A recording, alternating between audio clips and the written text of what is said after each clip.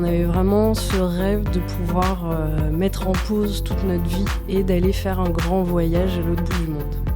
Ça nous a fait vraiment prendre du recul sur notre façon de concevoir la vie, de concevoir le travail.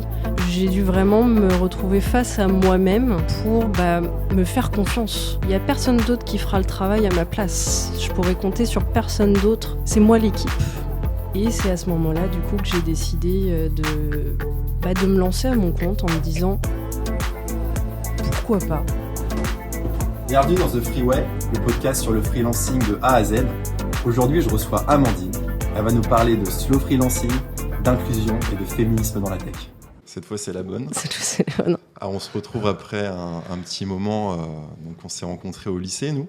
Oui. Et puis, on est amis depuis. Donc, on s'est rencontrés en seconde. Ouais, ça commence à faire. Ouais, ça commence à faire. Ça nous Petit rajeunit coup de pas, vieux. cette histoire.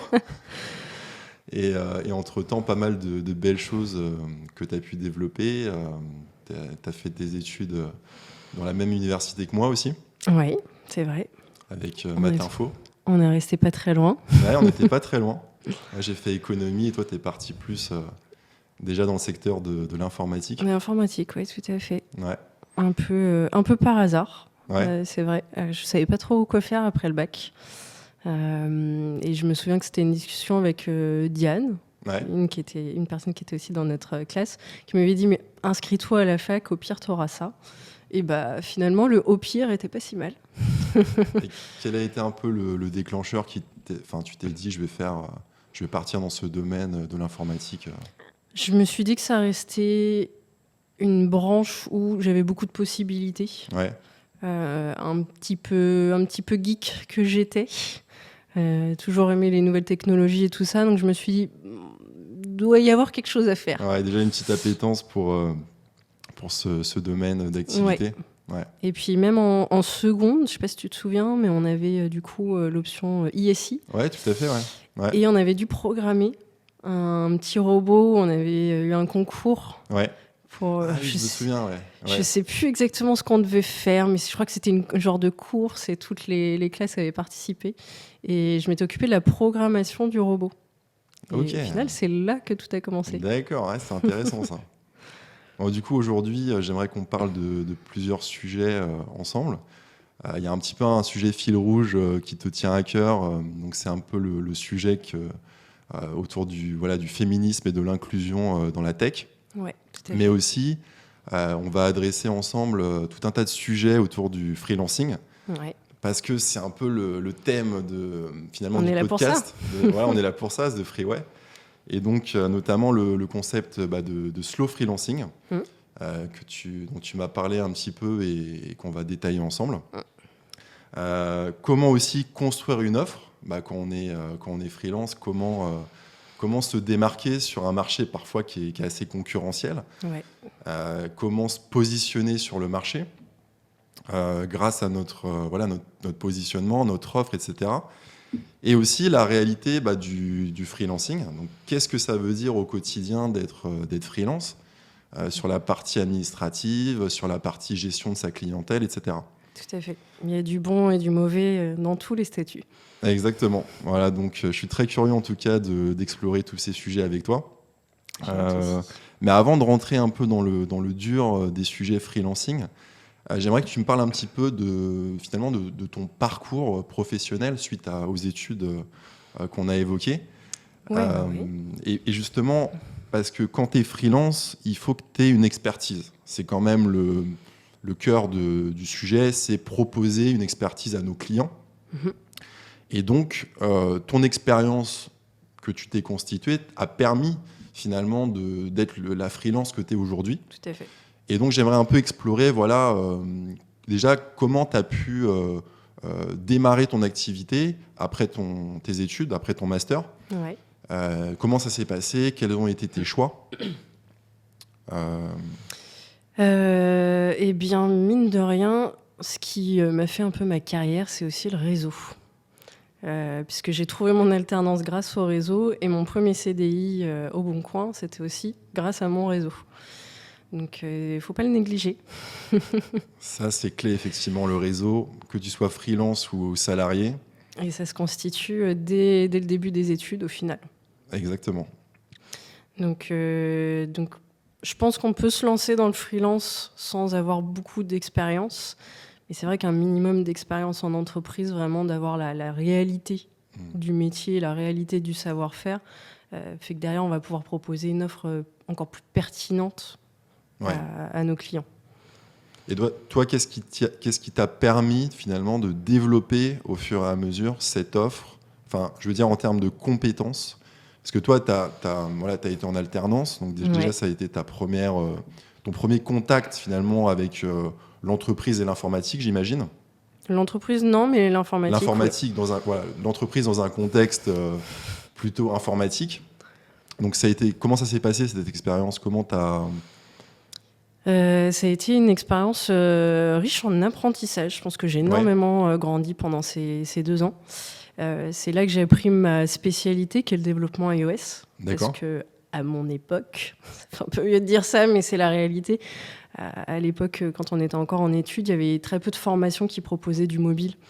Donc c'était beaucoup, il fallait apprendre sur le tas ou vraiment apprendre quand tu pratiques sur un métier. Et j'ai eu la chance de trouver une alternance qui a bien voulu me former complètement sur cette technologie-là, sur un nouveau langage et tout ça.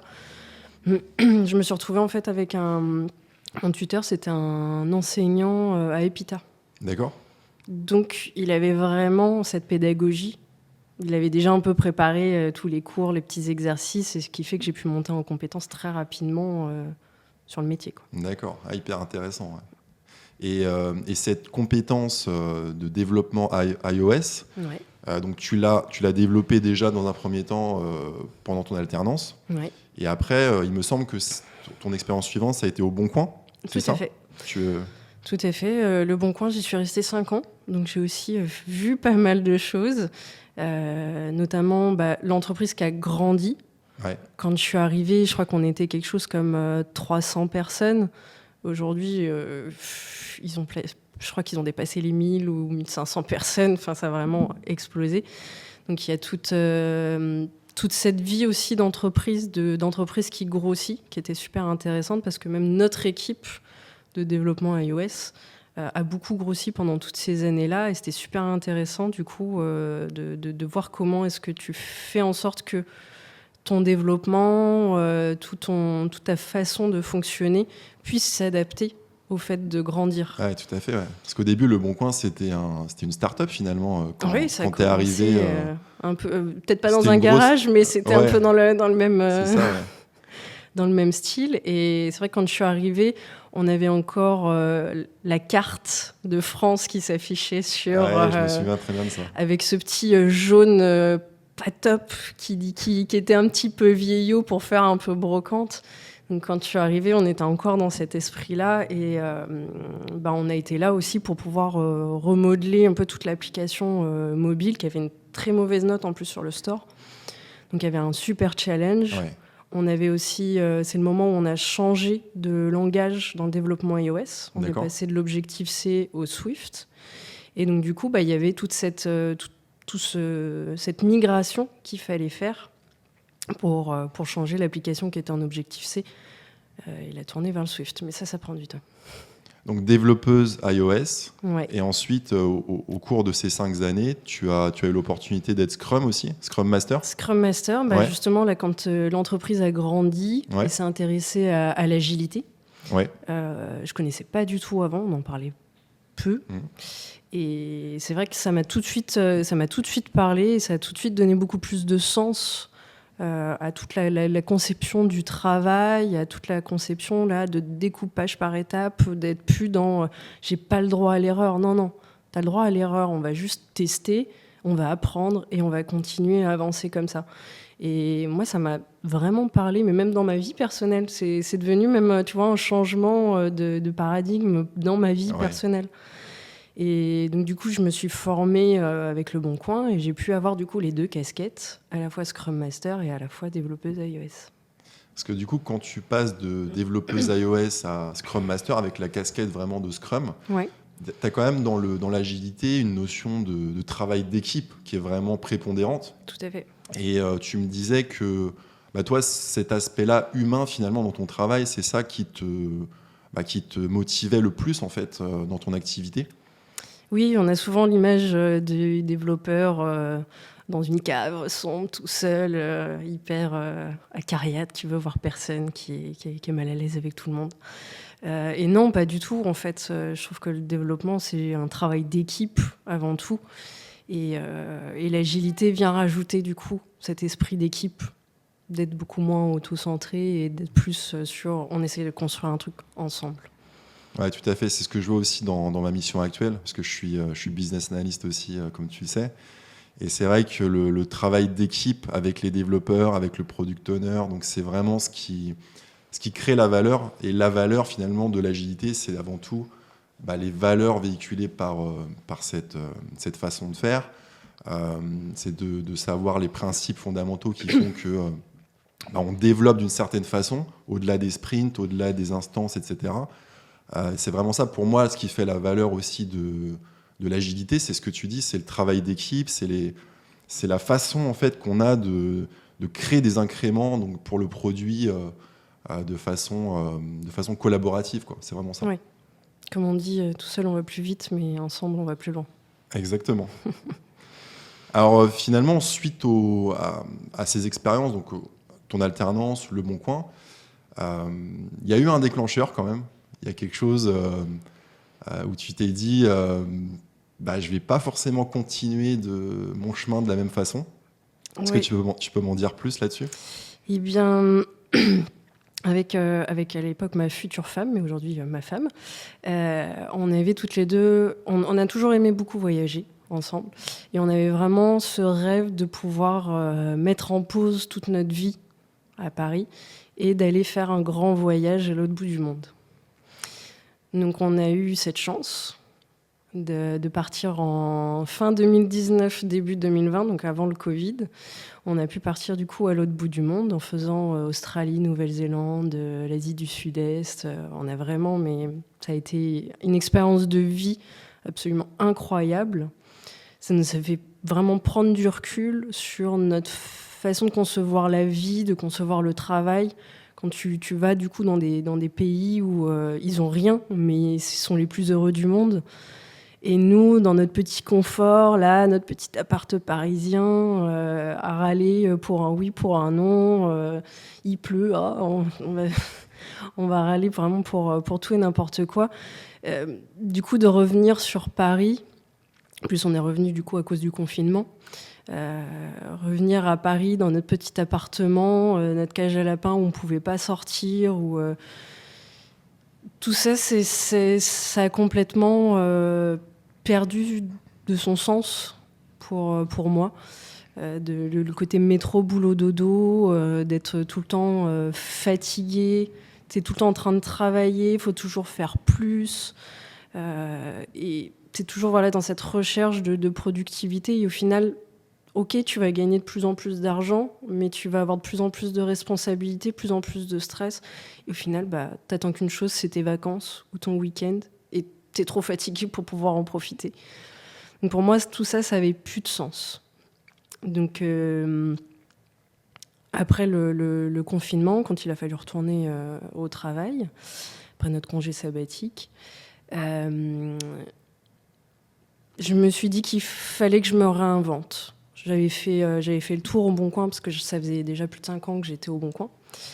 J'avais fait le tour, cherché de nouvelles expériences. On a décidé aussi de déménager, de partir sur Nantes, pour être un peu plus au calme, au vert, pouvoir avoir une petite maison avec un jardin sans non plus se saigner tous les mois.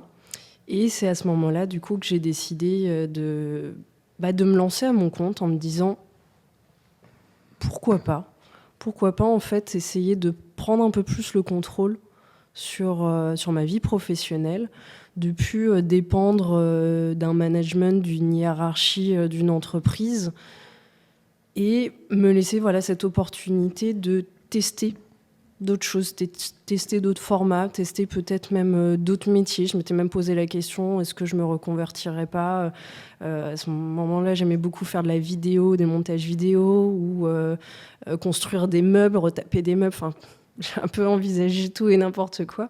Mais voilà, c'est de me mettre à mon compte, ça m'ouvrait ces possibilités-là et c'était vachement plus excitant. Ouais, donc c'est vraiment le déclencheur finalement qui t'a fait prendre du recul sur ta Complètement. situation et qui t'a aussi offert l'opportunité d'avoir un espace finalement qui t'a permis d'avoir une réflexivité sur la philosophie que tu évoquais, le slow freelancing finalement. C'est ce concept Oui, c'est qu'on peut tout à fait commencer ça. à évoquer.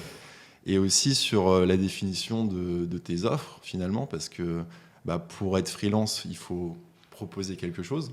Il faut Oui. proposer une activité, des services à ses clients. Mhm. Et donc, déjà, est-ce que tu peux m'en dire un peu plus sur cette philosophie Du slow freelancing. voilà, du slow freelancing que toi, tu conçois dans ton activité actuellement? Le slow freelancing, j'ai entendu parler du terme au final il y a seulement quelques mois. Et je me suis rendu compte que c'était exactement ce vers quoi j'étais allée dès le départ. C'était vraiment une volonté de... je vais peut-être pas continuer à gagner plus d'argent, mais par contre, je vais juste gagner au moins un minimum, bien sûr, pour vivre. Mais par contre, je vais prendre du temps pour moi, pour ma famille, pour profiter en fait de la vie et pas me retrouver à 40, 50 ans en ayant plein de regrets. Donc c'était vraiment cette volonté d'essayer de gagner suffisamment, mais de plus être dans cette recherche de toujours plus, de savoir me contenter de ce qu'il faut et d'avoir le temps de profiter vraiment de la vie et d'écouter aussi. C'est vrai que je l'ai pas dit, mais ça a compté aussi, c'est que j'ai une maladie du sommeil. Ce qui fait que c'est comme si j'avais un nouveau-né en permanence chez moi depuis mes 15 ans. Donc, je suis tout le temps en manque de sommeil et ça se ressent sur mon corps. Et mon corps commençait à me le faire vraiment payer d'être toujours dans ce mode métro-boulot-dodo à n'en plus finir. Donc, c'est la recherche finalement d'un équilibre. Tout à fait. Au final. Tout à fait. C'est une recherche d'équilibre de vie, mon travail, c'est pas tout. Et d'arriver à trouver cet équilibre entre suffisamment de travail, du travail épanouissant, c'est mieux, et avoir un équilibre de vie perso aussi pour pouvoir construire d'autres choses, des projets. Et grâce à cette transition, d'après ce que je comprends, c'est que finalement, tu as repris un peu la maîtrise finalement de ton activité en choisissant peut-être tes clients, choisissant ta proposition de valeur, ton offre de service. Tout à fait. Et effectivement, aujourd'hui, toi, tu es dans l'enseignement. Oui. Et j'ai une petite photo que j'ai préparée. Photo surprise. La photo surprise. Ça va t'évoquer sûrement des souvenirs. Oui, tout à fait. C'est du coup à Data Tech School. C'est l'équipe encadrante Data Tech School. Alors, je vais vous parler un peu plus d'ADA, du coup, faire une petite pub pour cette école. Ce qui s'est passé, c'est que pendant que je me lançais à mon compte, j'ai Ada Tech School qui m'a contactée parce que en 2019, j'avais écrit un article sur le féminisme et en tout cas sur la place des femmes dans la tech. Parce qu'effectivement, depuis 2017, il y a eu une prise de conscience pour moi qui m'a fait vraiment concevoir les choses différemment de ma place de femme au sein d'équipes très masculines. Et du coup, cette école est venue me contacter au début pour faire juste un petit webinar. Pendant que c'était encore le confinement à l'époque, donc je l'ai enregistré dans mon salon. Et au final, derrière, elles m'ont proposé un poste d'encadrante. Donc ça restait en étant freelance. C'était pas un truc à plein temps. Et je me suis dit, mais en fait, ouais, ça c'est quelque chose qui donne plus de sens à ce que je fais au quotidien. De pouvoir être dans une position plus de transmettre et de montrer aussi qu'il y a des femmes dans la tech, de peut-être être je veux pas paraître prétentieuse, mais d'être un peu un rôle modèle, en tout cas de montrer qu'il y a bien des femmes dans la tech et qu'on est capable de réussir et d'y rester. Finalement. D'inspirer des gens qui n'auraient pas forcément pensé le faire. C'est ça. Moi, ce qui m'a manqué, c'est d'avoir cette inspiration, c'est d'avoir des rôles modèles, des exemples de femmes dans la tech. Ou même dans l'enseignement, j'ai pas eu beaucoup de profs femmes dans l'informatique. Donc là, je me suis retrouvée à travailler pour cette école qui, en fait, je la décris souvent comme l'école que j'aurais rêvé faire. Parce qu'elle vient prôner vraiment des valeurs d'inclusion. Alors, ça va au-delà du féminisme, c'est vraiment tout type d'inclusion. Ouais. On part vraiment de zéro et on accompagne des personnes à monter en compétences et on montre que tout le monde peut y arriver. C'est pas réservé à une élite, qu'on n'est pas obligé d'aller faire un bac+5, qu'on n'est pas obligé d'être fort en maths ou d'aimer les jeux vidéo pour faire de l'informatique. Ouais, c'est un peu finalement, tu déconstruis des idées préconçues qu'on peut avoir. Pour permettre à des publics qui ne sont pas forcément de base prédestinés à l'informatique peut-être d'aller faire une carrière ou tout simplement d'être plus curieux à propos de ce domaine d'activité. Tout à fait. Je participe aussi à certains mince, j'ai oublié le mot. Sensibilisation. Certaines sensibilisations auprès de lycéennes ou de femmes qui cherchent à se reconvertir pour essayer de montrer que c'est possible, qu'il y a des formats d'école en plus complètement différents, que c'est pas que le modèle, je suis obligée de faire un bac+5 qui peut être compliqué, faut avoir les sous de faire un bac+5, même s'il y a l'alternance, qu'il y a la fac, il y a des solutions pour... mais pendant ce temps-là, on ne ramène pas de revenus à la maison. Donc, c'est pas si accessible que ça à tout le monde. Et il y a plein de types de formations. Ça part vraiment de la formation où tu peux faire ça chez toi en plus du travail à des formations beaucoup plus intenses où tu vas être à l'école tous les jours pendant plusieurs mois et construire du coup ton bagage. Et si on parle de formation, puisque toi aujourd'hui tu es dans ce domaine d'activité, tu es dans l'enseignement, quelle a été la façon que tu as pu avoir finalement de construire ton offre de formation? Parce que j'imagine que quand tu es en relation avec des écoles, il ne suffit pas de dire j'ai été développeur ou j'ai été Scrum Master. Il y a quand même, je pense, un travail préparatoire de construction de ton offre, de positionnement.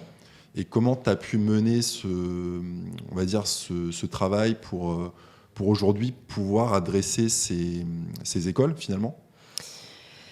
C'est une bonne question, parce que je pense qu'au final, ça s'est construit un peu au fur et à mesure. Ouais. Parce que quand je me suis lancée à mon compte, j'avais pas pour objectif de me lancer dans l'enseignement à la base. Et c'est vraiment Ada qui m'a mis le pied à l'étrier et qui m'a dit « Ouais, là, ok, là, je suis en train vraiment d'apprécier mon boulot. » Et elles m'ont fait confiance dès le départ, même si j'avais pas vraiment d'expérience dans l'enseignement, elles m'ont tout de suite fait confiance. Et je pense que c'est comme ça que j'ai commencé à créer ma pédagogie, ma façon d'enseigner, mon offre de formation, comme tu dis. Et puis au final, derrière, ça a été des opportunités où j'ai pu commencer à travailler sur un cours uniquement à l'écrit au début, et puis commencer à devenir vraiment prof ou encadrante dans des formations et venir vraiment délivrer un cours, ou en tout cas l'objectif était de venir vraiment monter en compétence surtout sur le développement iOS, mais j'enseigne aussi la programmation de manière générale, notamment à Ada. Oui, donc il y a les cours dans les écoles, puis j'avais vu aussi que tu avais développé une formation en ligne, il me semble, sur Open Classroom. Oui. Il y a un module que tu as conçu. J'ai fait plusieurs choses avec Open Classroom. En vrai, même si on remonte encore, j'ai fait mon premier cours que j'ai construit vraiment toute seule et que j'ai délivré, où j'ai été filmée et tout ça, c'était avec l'école ENI. C'est une école qui est à Nantes. Et ensuite, oui, j'ai travaillé avec Open Classroom Open Classroom, c'était un peu le site de base sur lequel on allait quand j'étais à la fac et qu'on essayait d'apprendre le développement. Donc, c'était un petit peu la consécration. Et j'ai commencé à travailler avec Open Classroom sur les cours iOS qu'on essayait de refaire un petit peu sans pour autant tout refaire et la vidéo et tout ça. Du coup, on entend ma voix, mais on ne voit pas ma tête sur ces cours-là. D'accord. Et ils ont fini par me proposer un autre cours, un petit cours qui serait du coup plus introductif au développement et qui permet de partager en fait toutes les bonnes pratiques et les bonnes pratiques surtout au niveau du debug, qui au final, il y a des vraies techniques qu'on peut mettre en place et c'est une vraie méthodologie. Donc j'étais super contente d'avoir mon propre cours à moi sur Open Classroom. Ouais. Ouais, effectivement, c'est classe. Et du coup, être freelance, c'est aussi finalement gérer un quotidien. C'est gérer, parce que quand on est plus salarié, on doit trouver des clients, on doit gérer sa propre entreprise parfois. Tout à fait, c'est toute une organisation ça. Exactement, on doit choisir un modèle de facturation. Est-ce qu'on est en auto-entreprise ? Est-ce qu'on est, pour ma part par exemple, en portage salarial pour le moment ? Donc c'est un modèle en fait un peu hybride qui te permet d'avoir pas mal de sécurité tout en étant freelance. Oui. Et puis après, tu as des modèles un peu plus, quand tu as peut-être un peu plus de clients ou quand tu as un chiffre d'affaires un peu plus important, type SASU, EURL. Tout à fait. Toi, tu as choisi quel type de... Voilà, comment tu t'organises aujourd'hui par rapport à ces sujets ? C'est une question que je suis tout le temps en train de me poser en fonction de, OK, cette année, combien j'ai fait de chiffre d'affaires ? J'ai commencé en tant qu'auto-entrepreneuse parce que c'est le statut le plus simple si tu veux vraiment te lancer à ton compte. Bon, c'est vrai qu'il y a le portage salarial aussi qui simplifie encore un niveau au-dessus, mais le portage salarial, il te garde quand même beaucoup d'argent. C'est une des contreparties. Donc je me suis lancée en auto-entrepreneuse et au début le statut me convenait, mais alors là c'est un petit peu magouille, mais comme du coup ça marchait bien et que j'avais toujours en fait mon pôle emploi, oui, que j'avais pas fini de récupérer, on m'a dit en fait au bout d'un moment ton pôle emploi, si tu le récupères pas, tu vas le perdre. Donc c'est ce que beaucoup de freelanceurs font quand ils se lancent, c'est de créer une société, une SASU, généralement. Yes. Tu pars sur une SASU ou une EIRL, pour en fait que les sous soient versés sur la société et que toi, tu ne te rémunères pas dans un premier temps pour toucher les sous de Pôle emploi. Oui, donc ça te fait de la trésorerie en fait pour ensuite investir ou tout simplement Exactement. Faire face aussi aux fluctuations de l'activité de freelance. C'est comme ça que ça a été conçu. C'est pouvoir en fait créer un capital pour ta société, pour ta SASU, pour ensuite vraiment lancer ton activité. Donc là, en ce moment, je suis à ce stade-là. Donc j'ai une SASU. Mais officiellement, j'ai un salaire de chômeuse. D'accord. Oui, effectivement, c'est un modèle qui est assez courant. Parce que j'ai des collègues aussi qui passent par la SASU. Pratiquement assez, tout le monde. Voilà. Tout le monde fait ça. Si on a un pôle emploi qui n'a pas été dépensé, c'est hyper courant. Au début, je me sentais mal de le faire. J'avais l'impression de faire une fraude fiscale ou quoi que ce soit. Mais non, en fait, c'est prévu pour. Tu sécurises ton activité. Totalement. Au final. Ça te permet de te lancer beaucoup plus sereinement parce que tu sais que s'il y a des mois où ça ne va pas le faire, tu as ton pôle emploi, tu as ce petit matelas de sécurité en plus. Et est-ce que par rapport à la SASU, donc, j'imagine que tu as quand même passé du temps à te renseigner sur ces sujets parce que c'est quand même pas rien de prendre une décision de monter une entreprise. Parce que c'est une vraie entreprise, une SASU finalement, avec des obligations de comptabilité, etc. Tout à fait. Comment tu as un peu géré cette démarche, on va dire, du renseignement jusqu'à passer à l'action finalement avec peut-être un comptable, avec tout un accompagnement qu'il y a derrière ? Oui, c'est beaucoup de temps à chercher, à essayer de comprendre sur Internet, lire des articles, et aussi beaucoup de temps à discuter avec des gens qui étaient dans la même situation que moi. ce qui était bien avec Ada, c'est que j'ai pu rencontrer beaucoup de personnes qui étaient aussi en freelance ou qui étaient en tout cas sur le même genre de statut. Et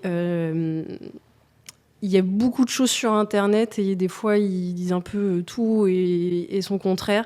Donc, le fait d'en discuter avec des vraies personnes, de rencontrer vraiment des personnes qui vivent cette réalité-là et qui sont passées par là avant toi, ça m'a permis d'avoir un peu plus de billes, de pouvoir être mieux informée, mieux préparée, mieux conseillée pour pouvoir faire mes choix par la suite. Et donc ça, c'est hyper important d'avoir un réseau finalement autour de personnes qui sont passées parfois par des étapes un peu avant et qui sont à même de nous conseiller, de nous recommander par exemple un expert. Parce que par exemple, trouver un bon expert comptable, c'est pas toujours évident. Oui, tout à fait. Donc c'est nous recommander, sur des schémas, effectivement, par exemple, comme ce que tu évoquais sur la SASU. Oui, puis il y a plein de groupes comme ça, de regroupements, de freelance ou de personnes qui sont dans ce genre de statut. Là, je pense par exemple à Crème de la Crème, je crois que tu connais aussi. Exactement. Mais il existe comme ça plein de groupes. Il existe aussi des groupes plus féminins qui sont super importants et qui vont au-delà du statut juste freelance, parce que les groupes sur lesquels je suis, c'est des groupes autour de la tech de manière générale, mais du coup on a aussi un pôle de freelance à l'intérieur de ces groupes-là, les Duchesses ou les Ladies of Code. C'est quoi? C'est des communautés finalement autour de centres d'intérêt communs, du freelancing, c'est ça l'idée un petit peu? Plus autour de la tech, du coup. Autour de la tech, ok. Ces deux groupes-là, en tout cas, sont plus autour de la tech, des développeuses. Et du coup, il y a des événements qui vont être organisés, on va pouvoir se rencontrer, aller boire un coup et pouvoir échanger sur des thématiques qui nous parlent à toutes. Je suis d'accord, c'est hyper important. D'autant plus que le freelancing, finalement, c'est récent sans être récent, mais c'est en plein développement. Et quand tu fais la transition, c'est vrai que ça peut être un peu impressionnant parfois, parce qu'on n'a plus les repères traditionnels. Tout à fait. Qu'on nous a finalement inculqués depuis le début. Quand on est à l'école, quand on est dans les études supérieures, finalement, on nous prépare pas à ça, en fait. On nous prépare à être en CDI, pourquoi pas un manager, mais finalement pas freelance. Non, pas du tout. C'est le côté freelance va demander d'autres compétences qu'on a. Enfin, moi, en tout cas, que j'ai pas eu l'occasion de pratiquer à l'école. Mais ça va être du coup des compétences, comme tu le disais, plus comptables ou organisationnelles. Il faut pouvoir se renseigner. Il ne faut pas avoir une phobie administrative parce qu'on est obligé de faire de l'administratif. Si on ne sait pas qu'il faut payer tel impôt, ils seront bien là pour nous les réclamer ou aller les prélever directement sur notre compte. Donc c'est toute une organisation. Et puis on a aussi des compétences qui sont plus autour de la communication, parce que c'est à nous d'aller chercher nos clients, c'est à nous d'arriver à nous vendre, c'est à nous de valoriser nos compétences. Alors certes, quand on cherche un boulot en CDI, on le fait aussi. Mais dans le freelancing, certes, il y a plusieurs modes de freelancing. Par exemple, toi, tu es plus au long terme chez un client, donc ce n'est pas des questions que tu te poses. Mais moi, tous les ans, il faut que je fasse un petit peu mon planning de OK, donc cette année, qu'est-ce que je vais faire? Et essayer de trouver des clients pour pouvoir un peu combler toute mon année. Donc, tu es tout le temps en train d'essayer de maintenir cette communication-là pour arriver à te vendre le mieux possible auprès de tes clients. Je suis tout à fait d'accord. En fait, je pense que le point commun finalement des freelances, de tous les freelances, c'est finalement de trouver des clients. C'est finalement le point d'entrée. Parce qu'après, toutes les questions périphériques, par exemple de statut, de comment structurer ton activité, etc., ça dépend de finalement ta clientèle. Comment tu es en capacité de trouver des clients et de pérenniser aussi ton activité. Tout à fait. Donc ça, c'est sujet, et je suis content que tu l'évoques parce que pour moi, ça résonne beaucoup. Même si effectivement, je travaille plutôt au long cours avec mes clients, c'est vrai qu'il ne faut pas oublier que quand on est freelance, ça peut quand même s'arrêter, le contrat. Il peut s'arrêter presque du jour au lendemain. Il faut travailler cette cette capacité à trouver des clients. Donc, moi, dans mon domaine, ça peut par exemple passer par un réseau d'apporteurs d'affaires, Oui.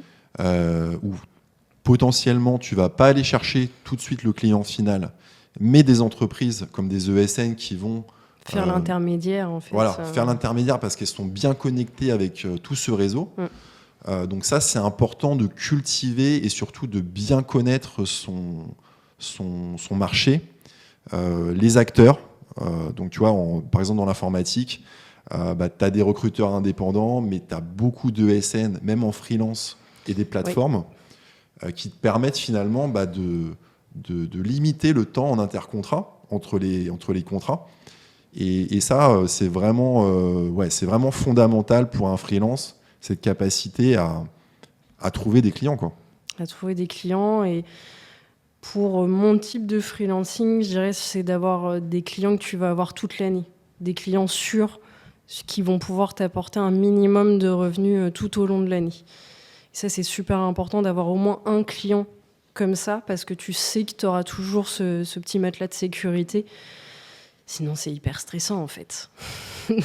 C'est hyper stressant déjà de pas toujours savoir ce que tu vas faire dans 3 mois. Ça peut être une source de stress, mais si en plus, tu n'as pas ce petit matelas de sécurité, de te dire, bon, au moins, j'aurai ce contrat-là qui restera, ça peut être vraiment grosse source de stress et ça ne convient pas à tout le monde. Ouais, c'est clair. Je te rejoins sur le constat et c'est vrai que ça se travaille. C'est un vrai apprentissage. C'est un apprentissage. C'est très lié aussi, je pense, au positionnement que tu choisis. Parce que le positionnement, ça se crée aussi avec le temps, avec l'expertise que tu développes. Bien sûr. C'est aussi la connaissance de ton marché. Pouvoir être en capacité de se dire, voilà, j'ai ces références, par exemple. J'ai cette connaissance du marché, en fait, qui me permet aussi de savoir que telle offre, ça va être positionné à tel prix sur le marché. Donc avoir la connaissance aussi de combien tu peux facturer, tu vois, par rapport à un service que tu développes. Oui, quelle est ta valeur à toi dans un contexte en particulier. C'est ça. Et ça change complètement en fait du salariat finalement. Parce que le salarié, en gros, il atteint quand même vite un plafond de verre en termes de rémunération, par exemple, tu vois. Ah, il est quand même assez loin, le plafond de verre. Alors, je parle notamment parce que tu as un plafond de verre, parce que tu as aussi beaucoup d'impositions. Quand tu augmentes ton revenu en tant que salarié, oui, c'est vrai. Tu es vite rattrapé par l'imposition, les taxes. Et c'est vrai que quand tu es freelance, déjà, tu peux avoir plusieurs clients, comme ce que tu fais déjà actuellement. Mais aussi par ce que je disais avant, ton positionnement, tu peux quand même travailler, tu vois, et augmenter finalement ce chiffre d'affaires.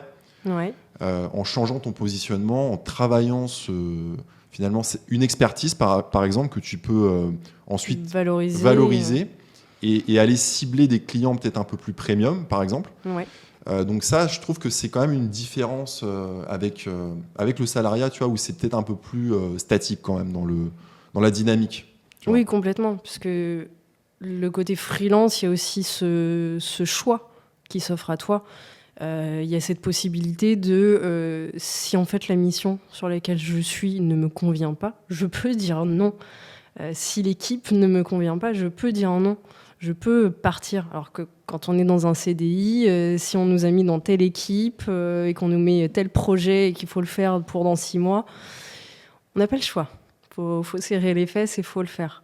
Là, le freelance, tu as vraiment ce choix-là qui s'offre à toi et c'est vrai que c'est un luxe aujourd'hui qui est pas négligeable d'avoir le choix de pouvoir choisir avec qui tu veux travailler, comment tu veux travailler, si tu vas plus chercher effectivement du premium ou des entreprises qui ont vraiment l'argent, ou au contraire si tu as envie plutôt d'aider des petits projets où il y aura moins de budget mais où tu vas apprendre beaucoup, où il y aura beaucoup de choses à faire et ça pourra peut-être être quelque part valorisant d'une autre façon, autrement que par l'argent.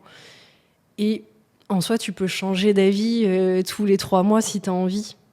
Tu as vraiment cette flexibilité, cette dynamique, comme tu dis, qui fait qu'au final, tout est possible. Et c'est ça qui est beau. Tout est possible et ça permet aussi de définir son propre mode de vie au final. Oui. C'est ce que tu designes en fait ta vie avec le freelancing. Tu designes la façon, ton quotidien en fait. Ton quotidien qui est très différent de ton quotidien quand tu étais au Bon Coin par exemple. Ah, complètement. Aujourd'hui, j'ai aucune semaine qui se ressemble.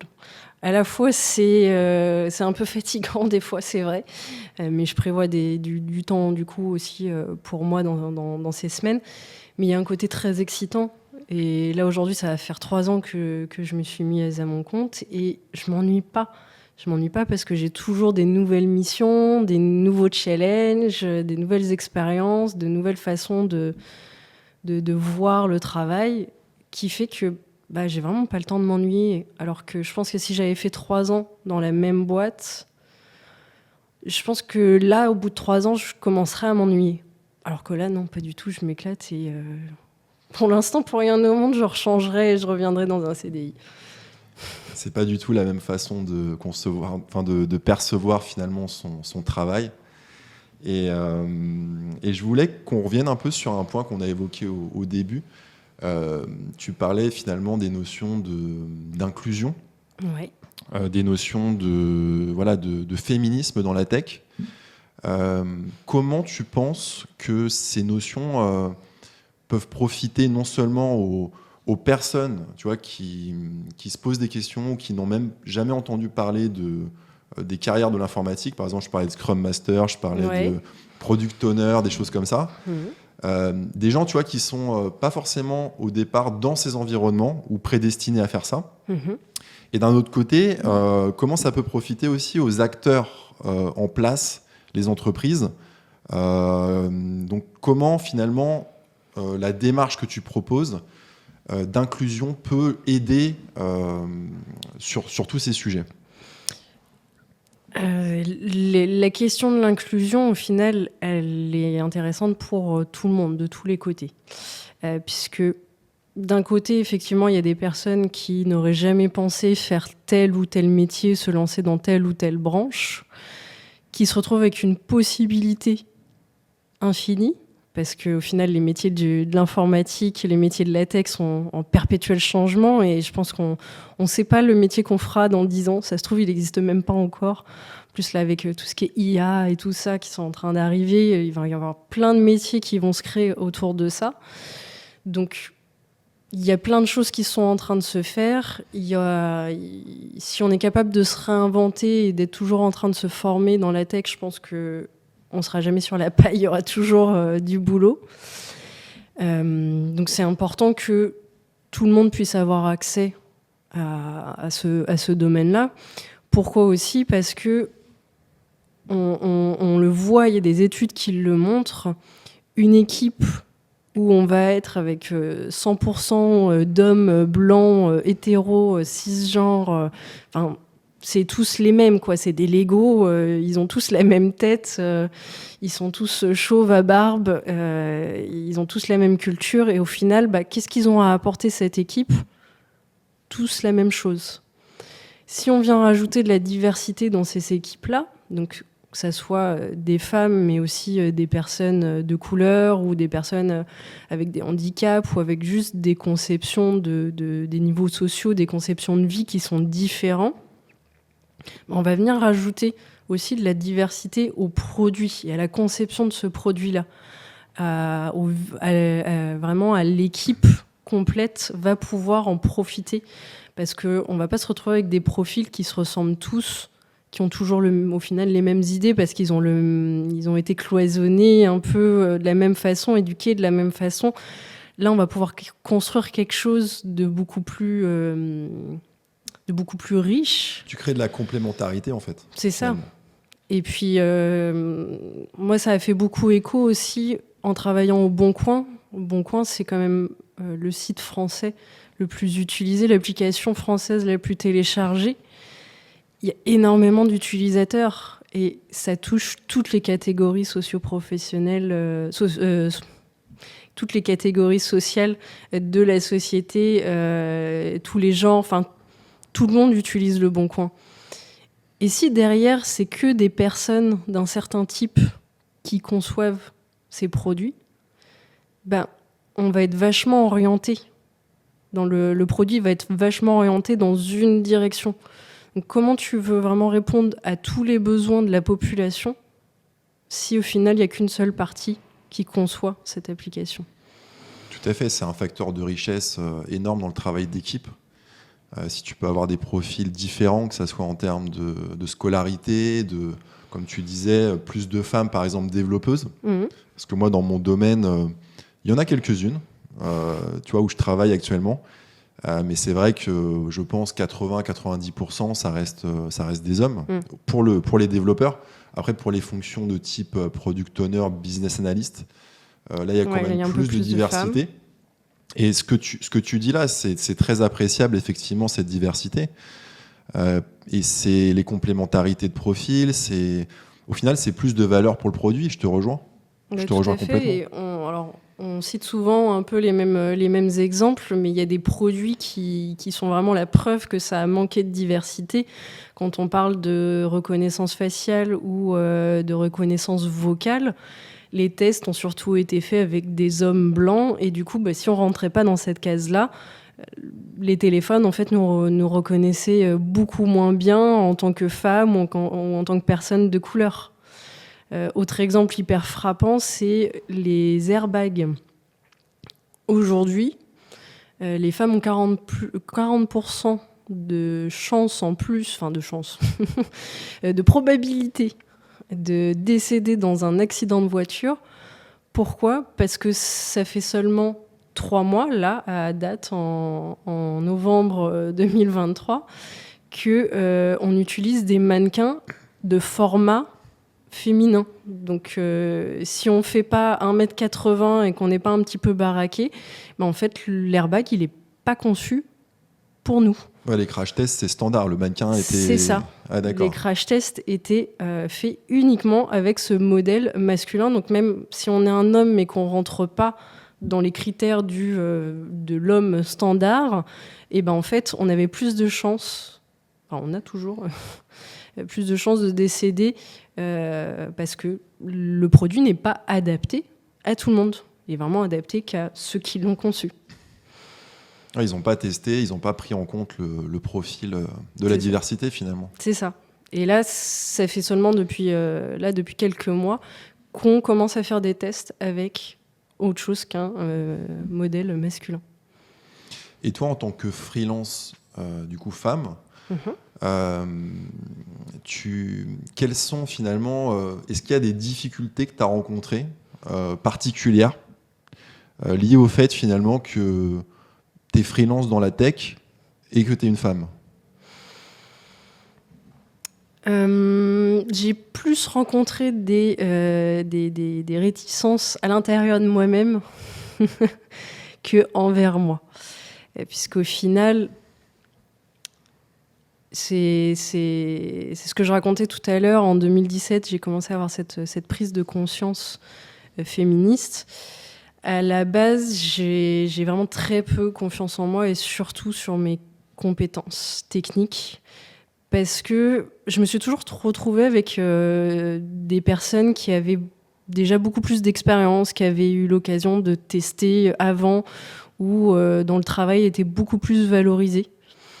Et au final, je me suis toujours comparée à ces personnes-là où on ne démarrait pas d'un pied d'égalité. On n'avait pas les mêmes biais, les mêmes stéréotypes qui venaient nous aider d'un côté et de l'autre pour pouvoir construire vraiment ma confiance en moi. Quand je suis arrivée sur le marché du travail dans la tech, on m'a dit « Ah, mais c'est bon, t'es mignonne, tu souris et tu trouveras facilement du boulot. » On peut faire difficilement plus cliché, effectivement. Donc, d'un côté, tu te dis « Bon, ça veut dire que peut-être que j'arriverai quand même à trouver du travail. » Et je me disais « C'est peut-être une bonne chose qu'on me dise ça. » Mais non, derrière, c'est que ça a complètement continué à ancrer le fait que je ne me sentais pas capable techniquement de vraiment réussir dans la tech. Et de m'être mise à mon compte, j'ai dû vraiment me retrouver face à moi-même pour me faire confiance. Il n'y a personne d'autre qui fera le travail à ma place. Je pourrais compter sur personne d'autre. C'est moi l'équipe. même si je peux faire partie d'autres équipes, c'est moi mon manager à moi-même. Oui, puis il faut déjà se faire confiance à soi avant de pouvoir proposer quelque chose et que les autres nous fassent confiance finalement. Tout à fait. Il faut déjà avoir cette réflexion, en fait, ce travail que tu as fait sur toi au final. C'est ça, et c'était au final la plus grosse marche à franchir, c'était pas que les gens me fassent confiance, c'était que moi je me fasse confiance à moi-même. Ouais. Et une fois que tu arrives vraiment à te faire confiance, alors je dis pas que c'est parfait, et j'ai toujours mon petit syndrome de l'imposteur qui vient toquer à la porte de temps en temps, mais ça m'a permis en tout cas de vraiment reprendre confiance en moi et reprendre le contrôle sur mes compétences, mes capacités.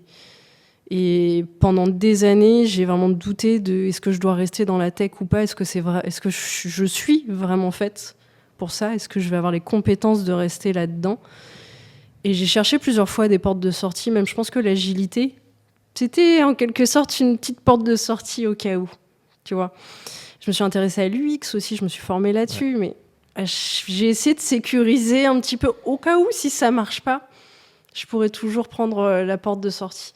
Et aujourd'hui, en fait, je me verrais pas arrêter de faire du développement et je me verrais pas sortir de ce milieu-là. Pourquoi ? Parce que j'ai repris le contrôle là-dessus et en fait, je sais ce que je vaux, je sais ce que je suis capable de faire et peut-être qu'il y a des personnes qui sont meilleures que moi dans la tech. Mais c'est pas grave. Moi, je sais ce que j'ai à apporter à une équipe, je sais ce que j'ai à apporter dans le dev. Je sais où sont mes plus-values. Et de m'être retrouvée en tant que freelancing, ça m'a permis vraiment de me poser ces questions-là, chose que j'avais pas eu l'occasion de faire en entreprise où je sais pas, j'ai pas eu les bons managers ou quoi que ce soit, mais j'avais pas réussi à valoriser ce que moi je pouvais vraiment apporter en plus. Ouais, c'est super intéressant finalement. C'est par l'action que tu as repris finalement cette confiance aussi en étant maître de ton offre, maître de ton destin professionnel finalement. Oui. Et j'imagine aussi que par exemple toutes les actions que tu as faites, que ce soit tes formations Open Classroom, ce que tu développes avec Ada par exemple, tout ça, de voir que finalement ce que tu fais, ça crée autant de valeur pour les utilisateurs, les autres. Ça forcément, j'imagine que ça renforce aussi ta confiance en retour, finalement. Tout à fait. Et puis, c'est vrai que l'enseignement, tu as encore plus de retour que juste ton client qui dit « Bon, t'as bien fait ton travail, bravo ». Et encore, si on a des merci, des bravos du client, c'est déjà beaucoup. Là, dans l'enseignement, j'ai vraiment des personnes au quotidien qui me remercient de les avoir débloqués, d'avoir eu la patience, de les avoir aidés, en fait.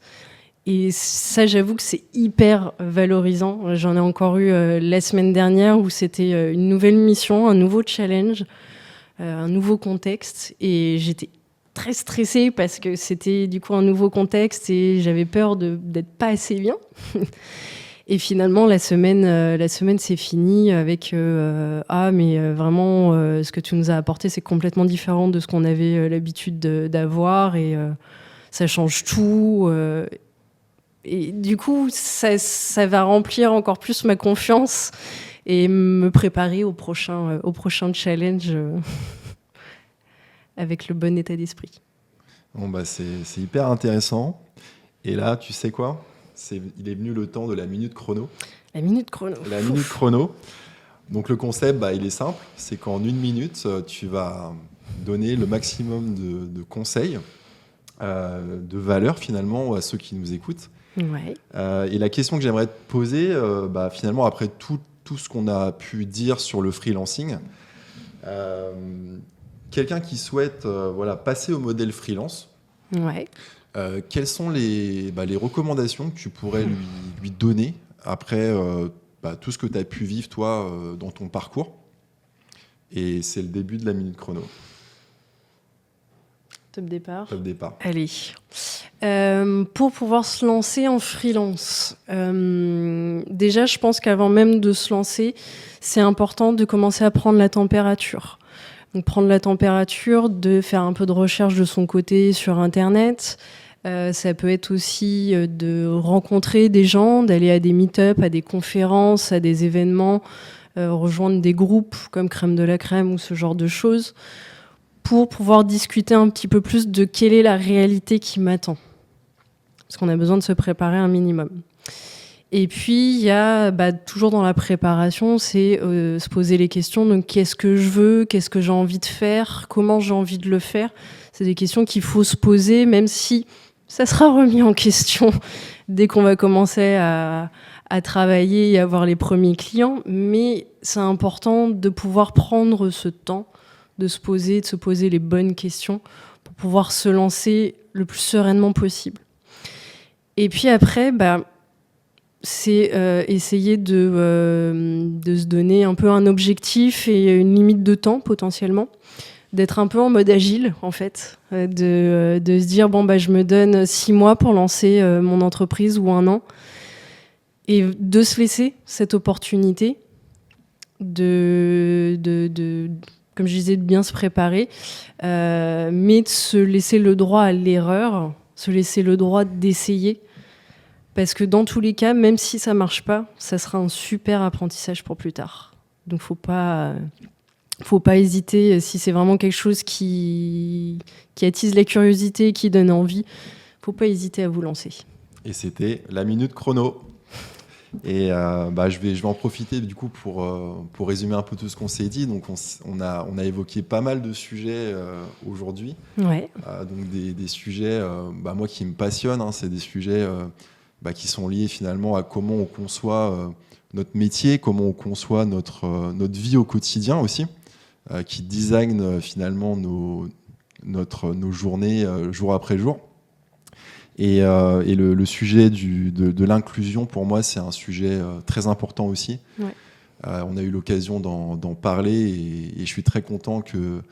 je savais de base que tu étais investi dans ces sujets. Mais je ne pouvais pas ne pas en parler. Voilà, tu ne pouvais pas ne pas en parler et je suis très content qu'on en ait parlé. Parce que ça soit dans la tech ou d'un point de vue de l'entrepreneuriat, il y a énormément de choses à développer dans ce domaine où on peut gagner beaucoup en fait Tout le monde tout le monde, voilà, exactement. Tout le monde a y gagné. Donc ce sujet, était un peu le fil rouge de cet épisode. Et puis aussi le sujet du positionnement, de comment on construit une offre. Donc, pour toi, c'est une offre d'enseignement. Pour moi, c'est plus finalement comment je trouve des clients long terme à qui je peux proposer une expertise. Une autre stratégie. Une autre stratégie finalement. Donc ça passe, comme on l'a dit, par déjà connaître son marché, savoir ce qu'on peut proposer comme offre, ce qui peut intéresser aussi des clients. Oui. Et ensuite, c'est fixer aussi un prix pour son offre. Donc tous ces sujets-là. Donc je vous encourage tous à réfléchir sur ces différents sujets finalement de l'inclusion et du freelancing. Donc je te remercie beaucoup Amandine pour ces échanges. Merci à toi. Je suis très honorée d'avoir été la première invitée de, j'espère, une longue série de podcasts. Voilà, le premier épisode The Freeway. Et je vous invite, si l'épisode vous a plu et si vous avez des questions, à réagir, à suivre The Freeway. Donc il y a d'autres épisodes qui vont suivre par la suite sur l'écosystème du freelancing.